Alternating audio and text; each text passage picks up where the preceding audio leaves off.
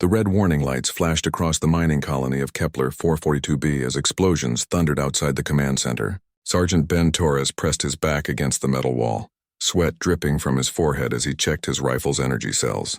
Through the cracked window, he could see the massive crystalline ships of the Zephyrian fleet hovering above the colony like deadly angels. "How many civilians left?" Ben asked into his radio. "Last transport just launched, Sergeant," came the crackling reply from Lieutenant Ross. 300 people safe, but the Zephyrians are moving fast. Their ground forces will breach the main gate in 10 minutes. Ben nodded grimly. The Zephyrians had been sweeping through human colonies for 2 years now, their crystal-based technology far superior to anything humanity possessed. Their queen, Vexandra, led the invasion personally from her massive mothership. Ben had fought her forces on 3 different worlds, and each time he had barely escaped with his life. This time would be different. This time there was nowhere to run. "All units fall back to the secondary perimeter," Ben commanded. "We need to buy more time." The mining facility shook as another Zephyrian plasma blast struck the outer defenses. Ben could hear the distinct humming sound of their crystal warriors advancing through the corridors. These aliens looked like walking gemstones, their bodies made of a translucent blue material that could deflect most human weapons. Ben's squad of 12 soldiers took positions behind overturned tables and mining equipment. They were the last line of defense between the Zephyrians and the colony's fusion reactor core. If the aliens captured it intact, they would have enough power to fuel their fleet for months of further conquest. "Sergeant, we've got movement in Sector 7, called out Corporal Kim, her rifle trained on the main entrance. The first Zephyrian warrior emerged from the shadows, its crystal body reflecting the emergency lights like a prism. It stood 8 feet tall with sharp edges where a human would have curves. Its head was a perfect diamond shape and its eyes glowed with inner fire. "Open fire," Ben shouted. The human weapons blazed, sending streams of energy toward the crystal invaders. Most shots bounced harmlessly off their bodies, but a few found weak points between the crystal segments. The wounded Zephyrians stumbled but kept advancing. More crystal warriors poured into the chamber. Ben's soldiers fought bravely, but they were outnumbered 5-1. Within minutes, half his squad was down, their bodies scattered across the metal floor. "We can't hold them," Kim yelled, diving behind a fallen beam as crystal shards flew past her head. Ben's mind raced. The evacuation was complete, but the Zephyrians would soon control another human colony. He thought about his sister back on Earth, about the millions of humans still fighting across the galaxy. Someone had to make a stand. "Kim, take the survivors and fall back to the secondary tunnel," Ben ordered. "I'm going to the reactor core." "Sergeant, that's suicide." "That's the plan," Ben replied, pulling out the emergency detonation charges from his pack. "Tell command that we took as many of them with us as possible." Ben sprinted toward the reactor chamber as his remaining soldiers provided covering fire.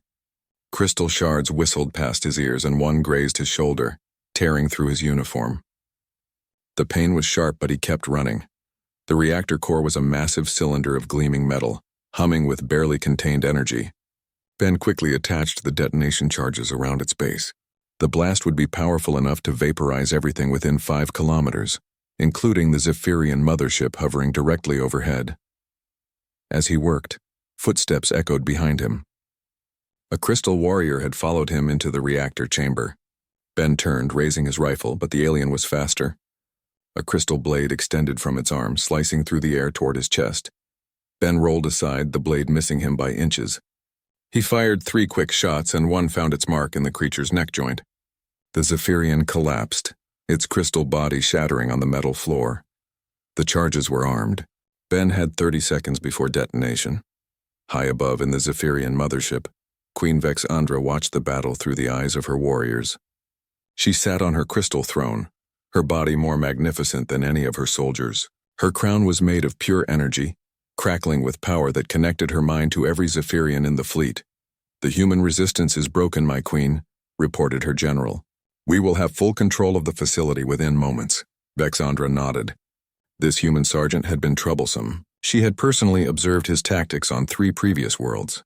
He was clever, resourceful, and absolutely refused to surrender even when defeat was certain. Such behavior puzzled her logical crystal mind.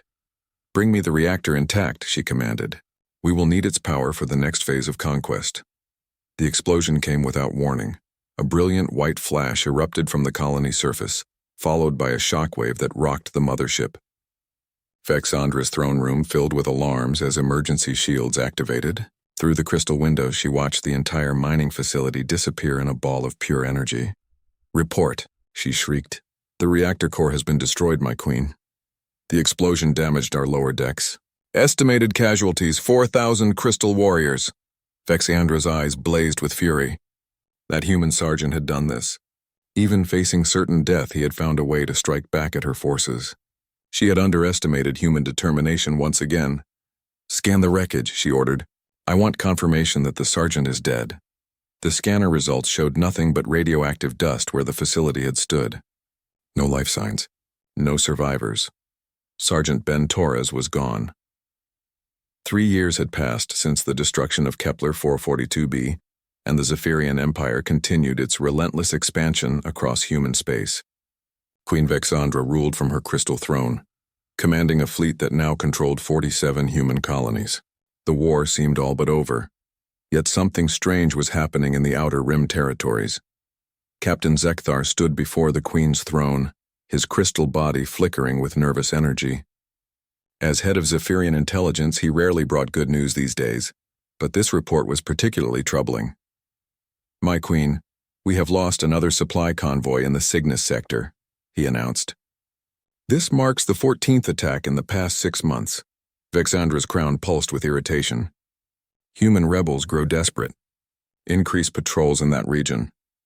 "It is not desperation, my queen," Zekthar replied carefully. "These attacks show precise intelligence and superior tactics. The rebels somehow knew exactly which ships carried our most valuable cargo. They struck at the exact moment when our escorts were at their weakest positions." The queen leaned forward on her throne. "What are you suggesting?" "The strike patterns are familiar. Our tactical computers have analyzed the data and found an exact match to previous human operations." Zekthar paused, his crystal form dimming.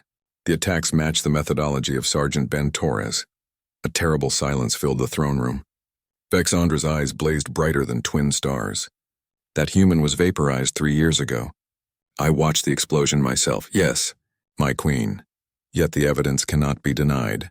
Meanwhile, deep in the asteroid fields of the Helix Nebula, Ben Torres crouched inside the cramped cockpit of his makeshift ship. The vessel was a patchwork of salvaged parts, Zephyrian hull plating, human navigation systems, and engines stripped from a dozen different spacecraft. It was ugly, barely functional, and completely invisible to Zephyrian scanners. Ben studied the holographic display floating before him. The latest intelligence showed a Zephyrian weapons transport would pass through this sector in 4 hours. The ship would be carrying crystal energy cores, the power source that fueled their devastating plasma weapons. His face was harder now than it had been 3 years ago. A jagged scar ran from his left temple to his jaw, a memento from the reactor explosion that should have killed him. His hair had gone prematurely gray, and his eyes held the weight of countless battles fought alone in the dark. The escape pod had been damaged, its life support systems barely functional when he crashed on a dead moon in the Kepler system. For 6 months he had survived on emergency rations while repairing the pod with parts scavenged from Zephyrian wreckage. The explosion had scattered debris across 3 star systems, and much of it contained valuable technology. During those long, cold months in space, Ben had done something no human had attempted before. He had learned to understand Zephyrian technology from the inside. Their crystal-based systems operated on principles completely different from human engineering, but Ben was determined to crack their secrets. He discovered that Zephyrian ships used harmonic frequencies to communicate with each other. By modifying his scanner arrays, he could intercept their transmissions and decode their fleet movements. More importantly, he learned that their crystal armor had weak points that human weapons could exploit if used correctly. Ben had spent the last 2 years building his resistance network, one rescued prisoner at a time. He would strike fast at prisoner transports, free the humans aboard, and disappear before Zephyrian reinforcements arrived.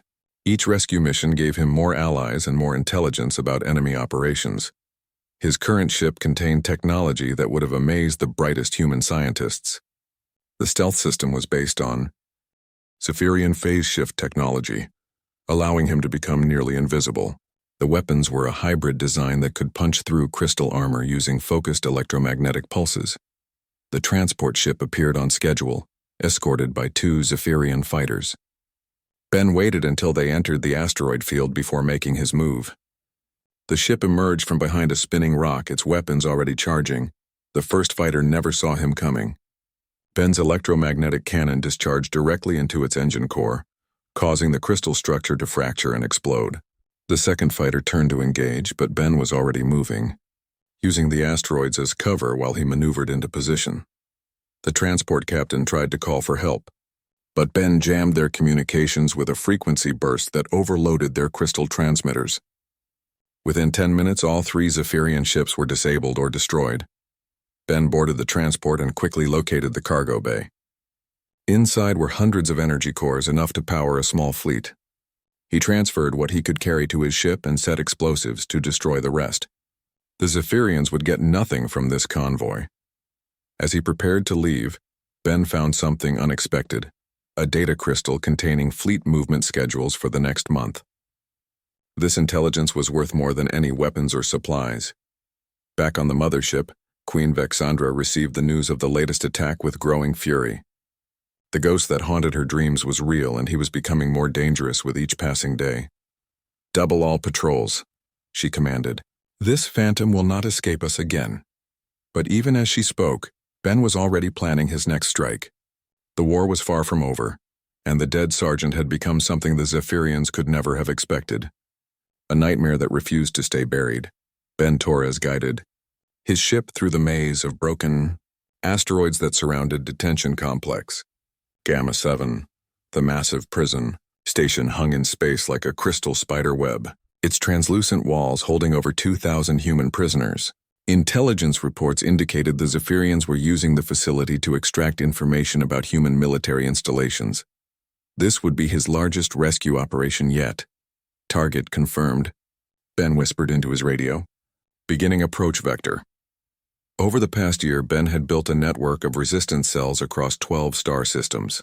Former prisoners, sympathetic alien traders, even a few Zephyrian defectors who had grown tired of their queen's endless wars.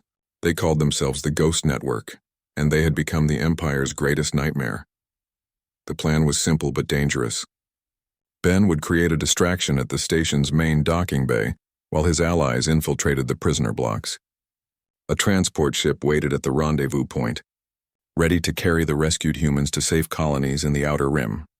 Ben's ship, now heavily modified with stolen Zephyrian technology, approached the station's blind spot. His scanners detected the usual patrol patterns, 6 fighter craft circling the complex in predictable routes.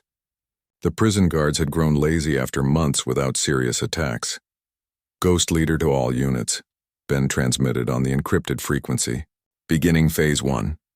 He fired a single shot at the station's communication array, disabling their ability to call for reinforcements. The explosion sent crystal fragments spinning through space, triggering immediate alarm responses from the patrol fighters. As planned, all 6 fighters converged on Ben's position. He led them on a wild chase through the asteroid field, using his superior knowledge of the terrain to stay ahead of their plasma cannons. Meanwhile, his allies moved in on the undefended prison blocks. 20 minutes later, Ben received the signal he was waiting for. Packages secured. Moving to extraction point. But as Ben prepared to disengage from the pursuit, his scanners detected something unexpected. A massive Zephyrian cruiser was approaching from hyperspace, arriving much faster than intelligence had predicted. The rescue mission was about to become a deadly trap. "All units abort extraction," Ben commanded. "Heavy cruiser incoming." The cruiser emerged from hyperspace directly between Ben's ship and the escape route. Its weapons were already charging, crystal cannons glowing with lethal energy. Ben realized with growing dread that the Zephyrians had anticipated his attack. "Ghost Leader, this is Rescue Team Alpha," came an urgent voice over the radio. "We have a problem. One of the prisoners is injured and cannot travel. Dr. Anna Voss refuses to leave without her research data." Ben's jaw tightened. Dr. Anna Voss was a brilliant engineer who had been developing new weapons technology when the Zephyrians captured her 6 months ago. Her knowledge could be crucial to the resistance, but saving her meant risking the entire rescue operation. "Tell the doctor she has 2 minutes," Ben replied. "I'll buy you time." Ben turned his ship toward the massive cruiser, its crystal hull gleaming like a deadly jewel against the stars.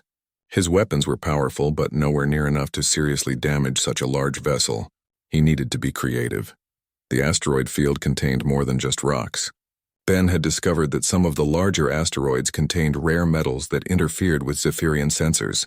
If he could position himself correctly, he might be able to use them as weapons. Ben fired his tractor beam at a massive spinning asteroid and began pulling it toward the cruiser.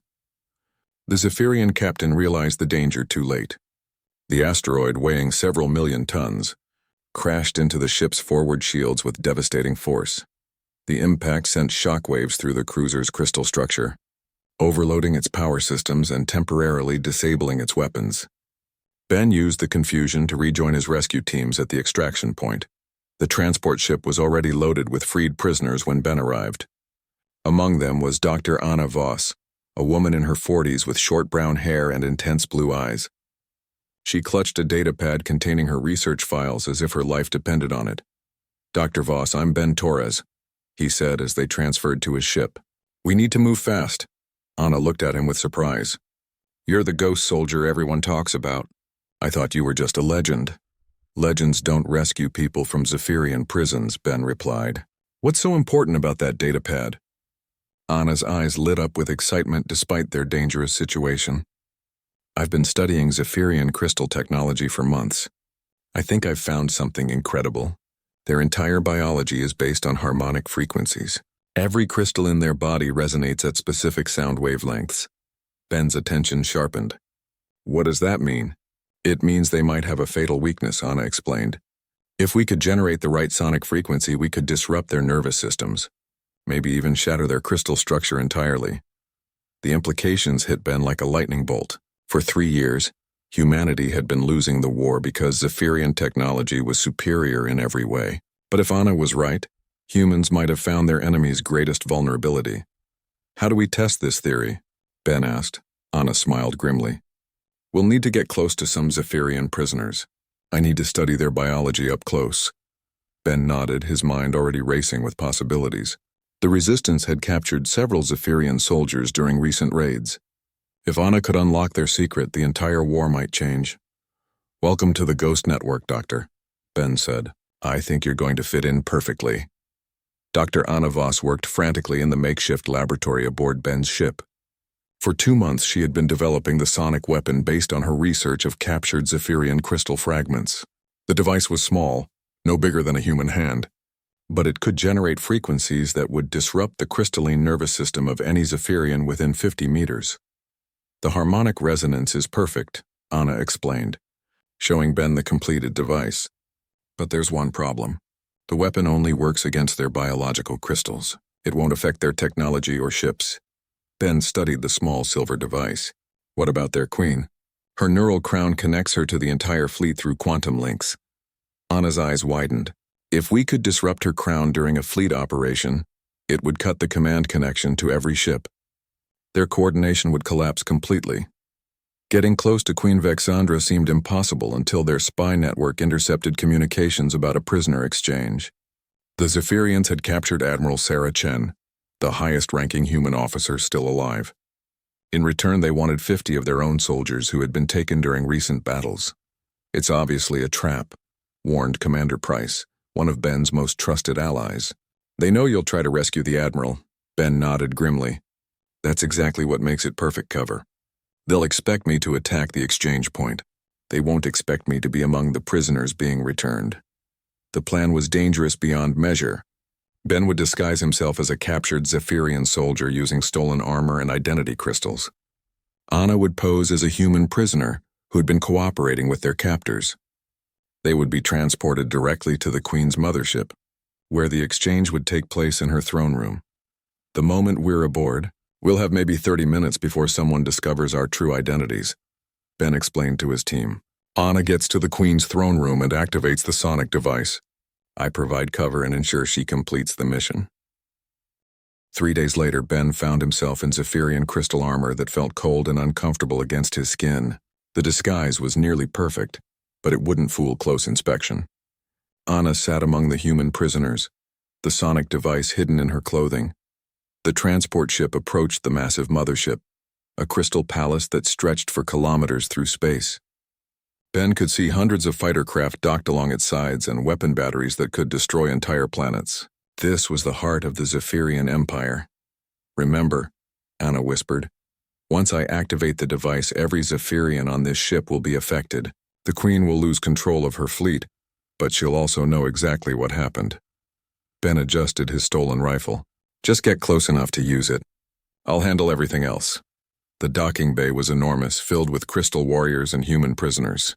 Queen Vexandra waited on a raised platform, her crown blazing with energy that connected her mind to every ship in the fleet. She was even more magnificent than Ben remembered, her crystal body reflecting the lights like a living diamond. "Bring forward the human admiral," the Queen commanded. Admiral Chen was pushed forward, her uniform torn but her expression defiant. She had been a hero during the early years of the war, winning 3 major battles before her capture. "And bring forward my soldiers," Vexandra continued. Ben moved with the group of supposed Zephyrian prisoners, keeping his head down and hoping his disguise would hold. They were only 20 meters from the Queen's platform when disaster struck. One of the real Zephyrian soldiers recognized something wrong with Ben's armor. "That crystal configuration is incorrect," the alien announced loudly. "This one is not who he claims to be." Alarms began blaring throughout the docking bay. Crystal warriors turned their weapons toward Ben as his cover was blown. He threw off the disguise and raised his rifle, knowing the mission had just become a fighting retreat. "Anna, go," Ben shouted, firing at the nearest guards. "Get to the Queen." Ben's first shots took down 3 crystal warriors before they could react. His weapon, modified with Zephyrian technology, punched through their armor with devastating effect. But dozens more were converging on his position.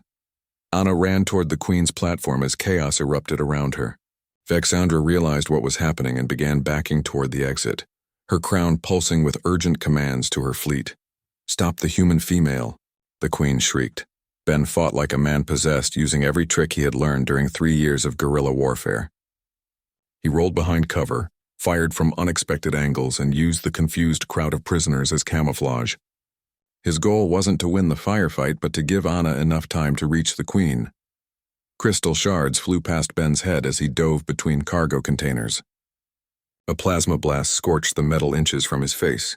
He was outnumbered 100 to 1, but he kept fighting, kept moving, kept drawing their attention away from Anna. "Security breach in the throne chamber," came an announcement over the ship's communication system. "All units converge on the Queen's position." Ben smiled grimly. Anna had made it through. Now came the hard part, staying alive long enough to see if their desperate plan would work.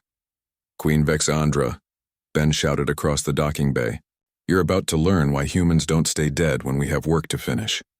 Anna Voss sprinted through the crystal corridors of the mothership, the sonic device clutched tightly in her hand.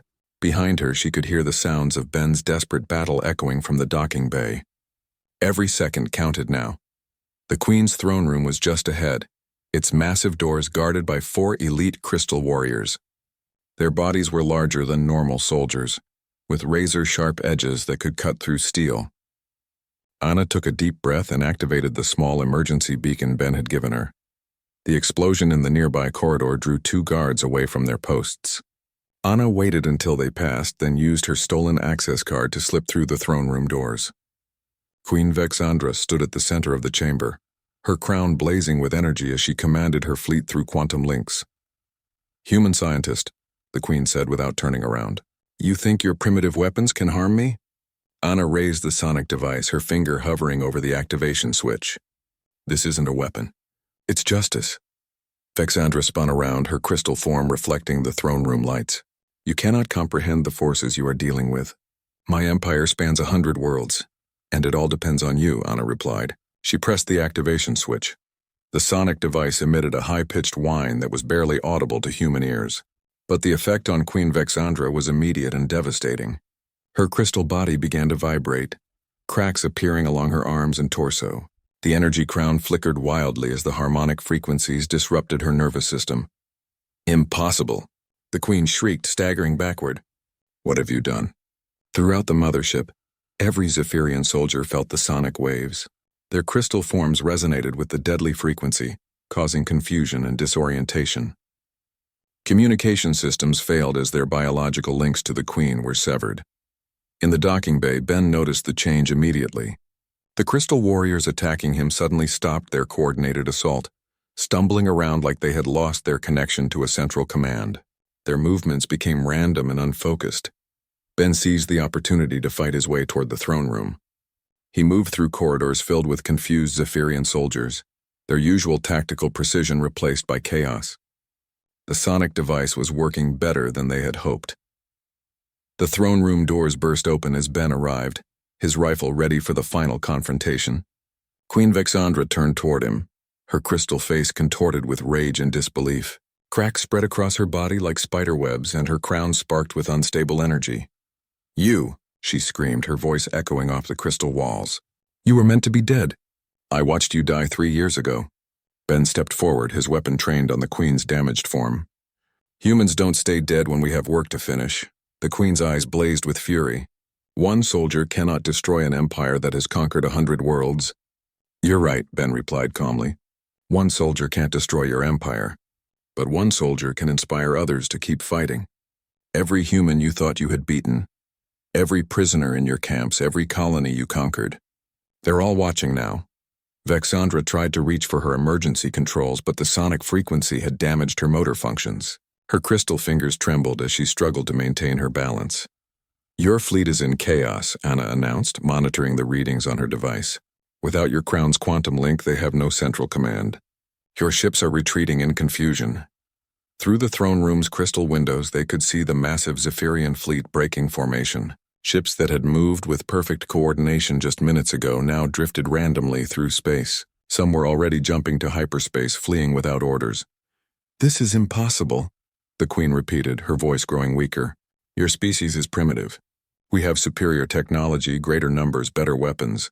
Ben lowered his rifle slightly. "You never understood what makes humans dangerous. It's not our technology. It's that we refuse to give up even when we should, especially when we should." The Queen's legs gave out and she collapsed onto her crystal throne. The crown's energy field flickered one last time before going completely dark. Across the galaxy, Zephyrian commanders found themselves cut off from their central command structure for the first time in their military history. "The quantum link is severed permanently," Anna confirmed. "Even if they repair the crown, it will take months to re-establish fleet coordination." Ben activated his radio to contact the resistance forces waiting throughout human space. "All units, this is Ghost Leader. The Queen's command network is down. Begin Operation Phoenix immediately." Within hours, human resistance cells across 47 star systems launched coordinated attacks on Zephyrian installations. Without their centralized command structure, the Crystal Warriors were vulnerable to the guerrilla tactics that Ben had perfected over 3 years of warfare. Queen Vexandra looked up at Ben with fading crystal eyes. "You have won this battle, human. But my empire will rebuild. We will adapt," Ben nodded. "Maybe you will. But you'll never again underestimate what humans can do when we decide to fight back. Every time you think you've defeated us, remember this moment. Remember that sometimes the dead don't stay buried." As rescue ships arrived to evacuate Admiral Chen and the other prisoners, Ben and Anna prepared for the long journey home. The war was far from over, but for the first time in 3 years, humanity had hope. The ghost soldier had kept his promise. The work was finally finished.